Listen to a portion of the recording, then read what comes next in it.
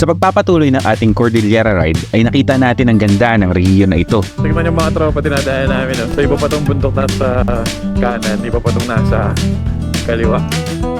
Mula sa isa sa mga pinakamalaking hydroelectric plant Yun, dito na tayo sa Ambuklaw Dam. Keep out. Restricted area na pala to. hanggang sa naggaganda ang mga tanawin habang binabaybay ang mga kalsada dito. Grabe. Dito na tayo sa Kulalo. Hey! Pagkita yung bundok sa kabila. Ito pa. No? Grabe. Bagamat nagkaroon ng kaunting aberya ay nagpatuloy ang biyahe papunta sa isa sa pinakadinarayong kalsada sa probinsya ng Ilocos Sur. Hindi na makita si Tao. Pula na lang yung nakikita. Ito ang Suyo Cervantes Road na mas kilala sa tawag na Besang Pass. Ay, ganda! Kung ano ang na-experience namin dito, tara, ikakwento ko sa inyo.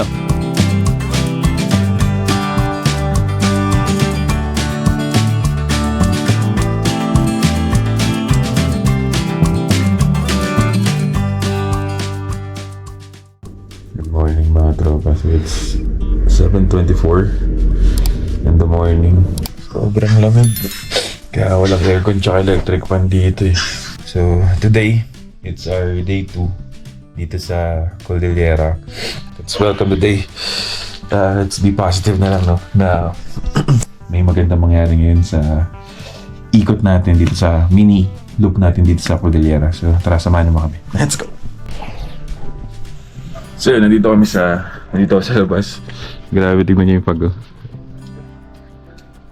Ganyan kapag dito. Kagabi, habang bumabiyahe kami, halos zero visibility talaga. Ito, medyo maliwanag na kasi. Pero mas magrabe pa yung fog kagabi. Or dahil siguro nakadagdag na rin yung dilim. Dito kami nagstay sa Alpine G's Lodge. Tapos, ito pala yung sira ng motor. Ito, yung pinaka shifter ng primera, segunda, sira. Ito, pinaka tinatapahan dito, sira. So diniskarte na lang is yun para mahatak siya, nilagyan ng tali para at least kahit paano maka primera, segunda. So gahanap kami ng cup, mainit na tubig para makapagtimpla ng hot choco. And we'll see kung ano pa mangyari. Let's enjoy the day. Let's go.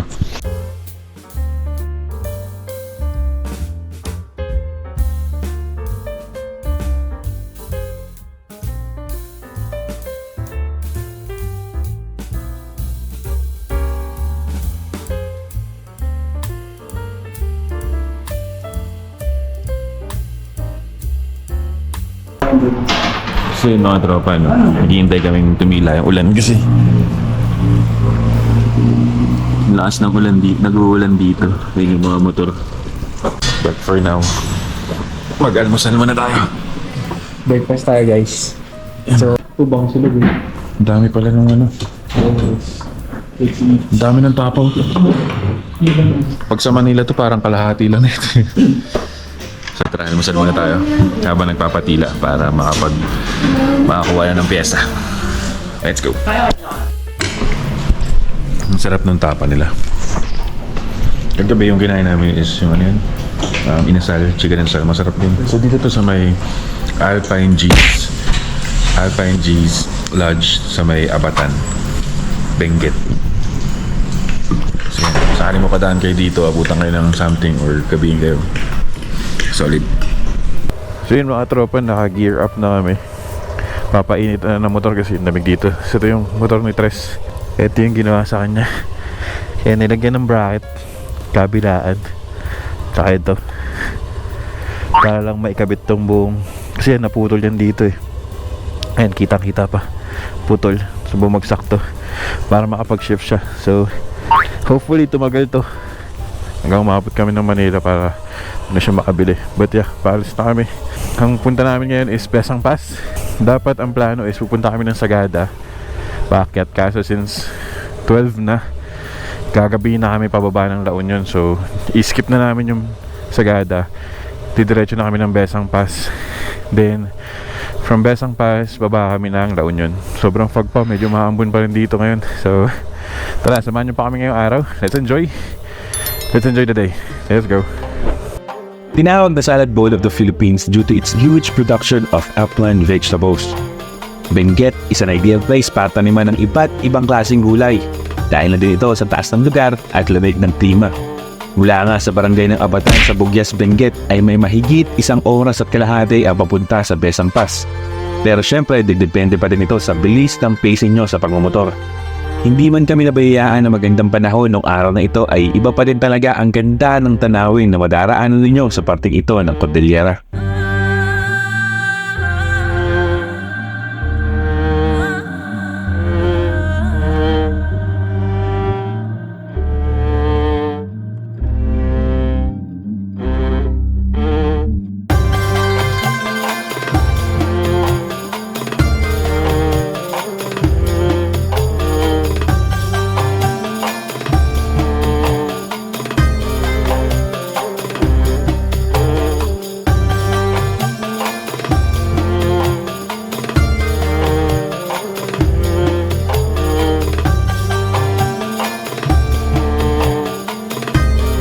So nandito na kami sa Ilocos Sur.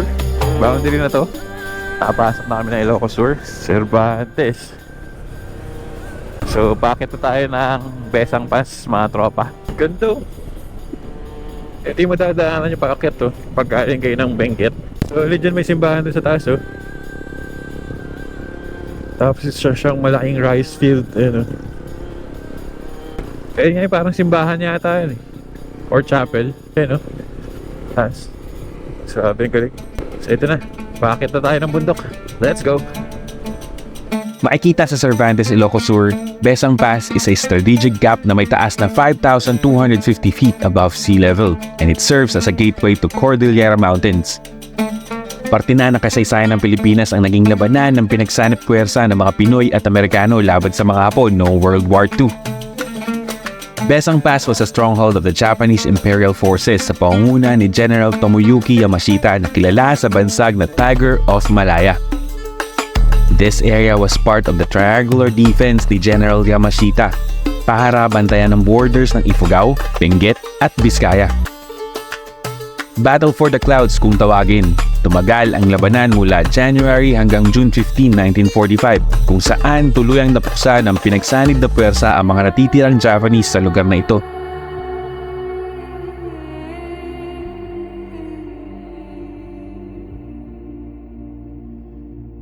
Sa ngayon, isa na nga ito sa makasaysahang lugar na ang sarap puntahan dito sa Pinas. Dahil maliban sa istorya na meron to, talaga namang nakakabighani ang ganda ng paligid. So yun mga tropa, na dahil namin yung Besang Pass National Park. Pero sobrang fog at sobrang kaya hindi ko nakahalos napansin eh. Pero ito, papakita ko sa inyo kung ano yung itsura niya pagka maaliwalas dahil meron tayong video from Tres.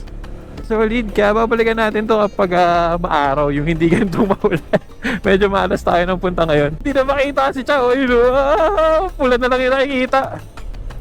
Pula na lang, grabe. Oh. Pero may falls, oh. Eh, taas ayun, oh. Ang taas pa. Bigla na lang bubulaga sa yung mga... Ay, ang taas!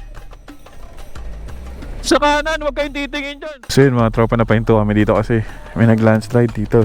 Tapos may nakakintay dito mga bikers. Galing silang Santa Lucia. Saan? Dito kayo galing, bali? Ay, galing. Tibay nyo, ah. Tataas na, no?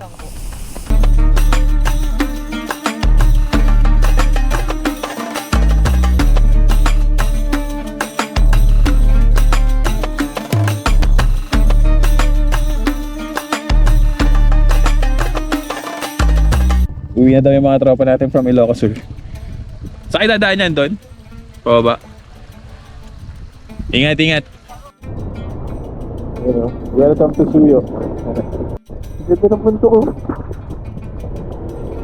Bulagasar kasi. Waterfall. Ito yung falls, oh. Ang taas. Oh, may truck, ah. Taas.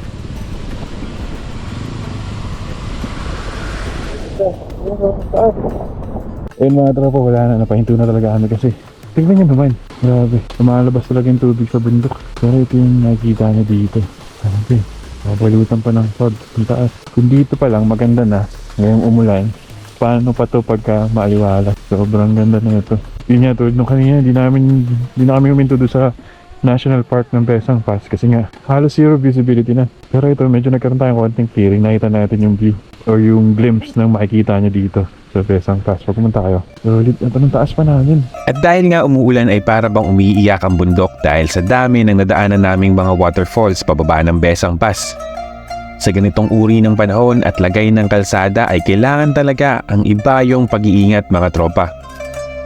Lalong-lalo na kung sasapitin nyo din yung ganito. Okay na to, last na ulit sa taso. Ito na lahat. Ito. Uy, walang siyo. Kami sasakit na. Ang lakas na. Ang lakas. Grabe, lakas na ulan mga tropa. Medyo silong muna kami. Medyo silong muna kami.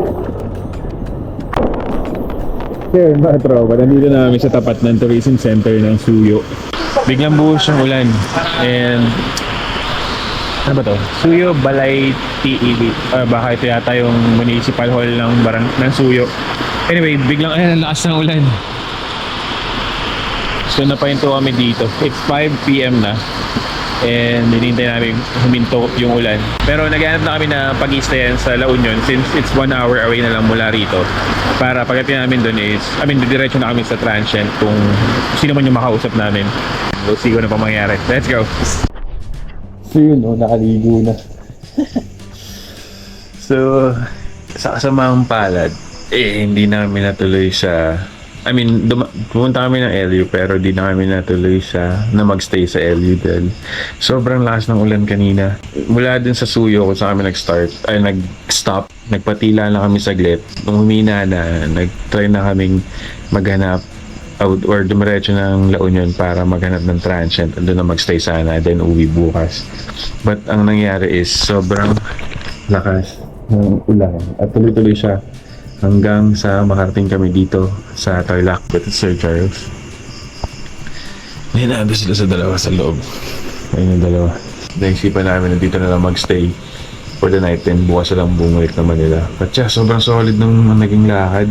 Yung first days papunta ng Ambuklaw. Yung pinuntahan namin ang Ambuklaw Dam, sobrang ganda. Yung mga daanan sa Benguet, sobrang solid. Maganda siya lalo pag sa liling mata yung makakita. Then, yung papunta namin kanina ng Besang Pass, grabe. Maulan lang talaga kanina. Pero babalik tayo ng Besang Pass. And hopefully, sa pagbalik natin, magkaroon tayo ng clearing or magandang panahon. But yeah, sobrang solid na mga nangyari. Though hindi natin nalibot yung La Union, which is kasama sana sa itinerary natin. But yeah, sobrang salamat kung maabot kayo hanggang dito. If you like this type of vlogs, experience vlogs, travel vlogs, please do subscribe to the channel and hit nyo na rin yung notification bell para updated kayo sa mga gala natin. Marami pa tayong pupuntahan this year bago matapos yung taon. Hope to see you guys in the next video and yeah, maraming salamat. Ride safe sa mga bumotor. God bless. Ingat sa mga bumabiyahe and I'll see you on the next video. Bye!